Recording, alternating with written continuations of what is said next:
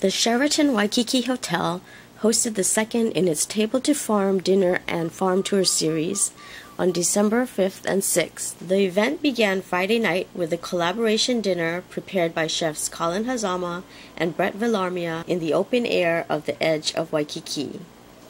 The next day we were up bright and early for a bus tour to Waianae for a visit to Naked Cow Dairy, where we were able to see how the cheeses, buttermilk, butter, and yogurt we had enjoyed the night before were prepared. So here we are, we've arrived at Naked Farm Dairy, and here are the chickens and some goats. Just keep going. No, no, no. Oh, no, no.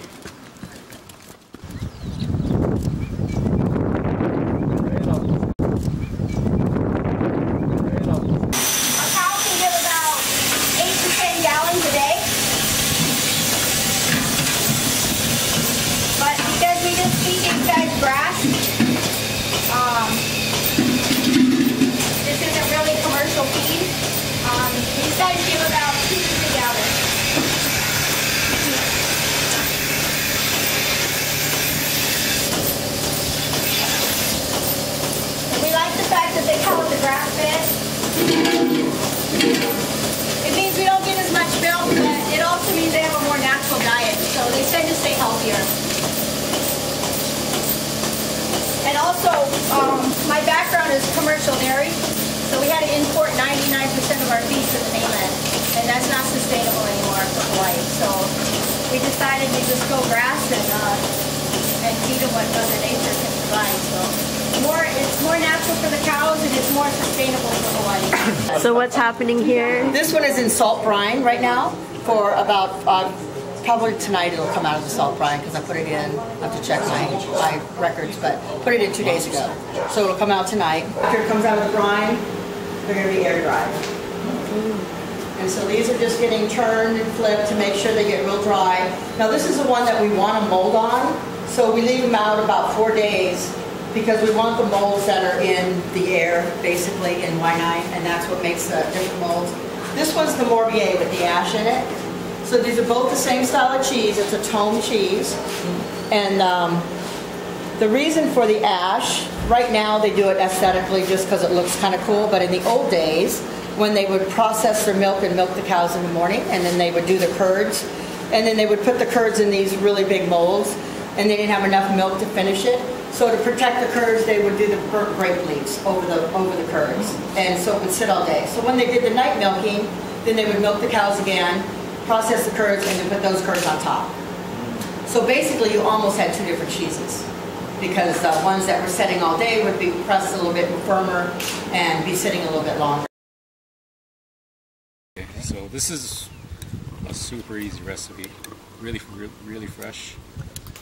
So we're gonna do, it's just tomatoes.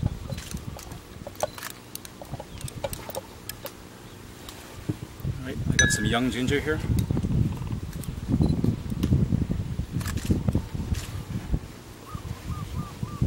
Then I have here a little bit of roasted garlic. I prefer to roast the garlic rather than use whole garlic. It's a little bit more mellow. You kind of get those, you get the tones of garlic, but you don't get the heat.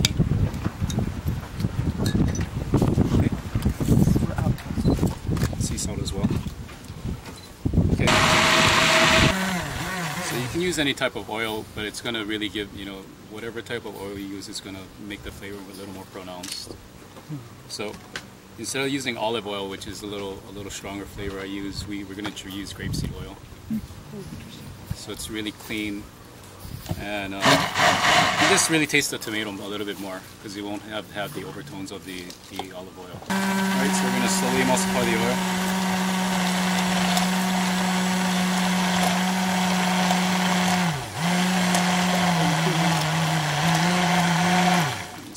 Just a little bit of micro arugula.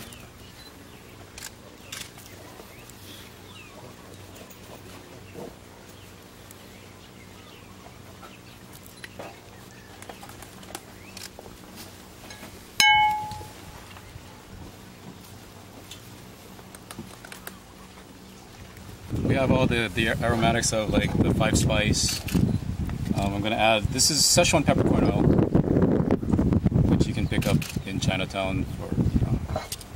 So this just gives it a little bit more complexity and a little bit of heat as well. Zero steak. Yeah. I've done Disney World. Look at this. New Orleans. What is it? It's muffaletta, but it's made with pipicala instead. Yum yum. And you got some unholy or holy cow cheese. I can't remember what it's called. But it's a Swiss cheese. Awesome.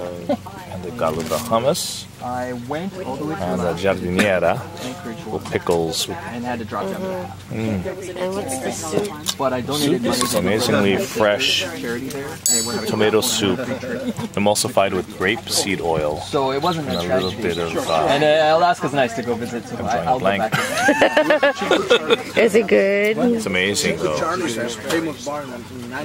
I didn't Another go. I'll spoon, have to but I'll next time. just drink like this if not. Okay. Cheers. What made me decide to start doing this table to farm concept is to really get people, the public, to really understand what it is to have local, sustainable products, and to really showcase the farmers themselves. And as much passion that us chefs have in our food and what we prepare, it's as much passion, if not more, what they do. I wanted the public to really see in Hawaii what it's like to have your dinner, your wine experience, but then the next day kind of get out there in the fields. It's a phenomenal experience to see what farmers really do. I think half of the food that majority of us in the public eat, we don't even know where it's coming from.